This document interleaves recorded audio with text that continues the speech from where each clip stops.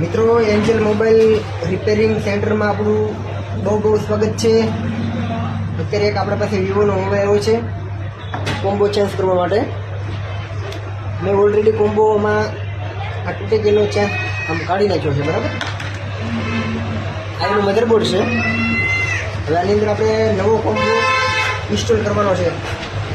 સાફ સફાઈ ઓલરેડી મેં ઓકે કરી નાખી છે, બરાબર વ્યવસ્થિત।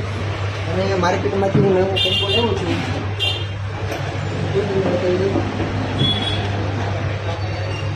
આ કોમ્બો આપણે નવો નાખશું, આ મોબાઈલની અંદર ઇન્સ્ટોલ કરશું।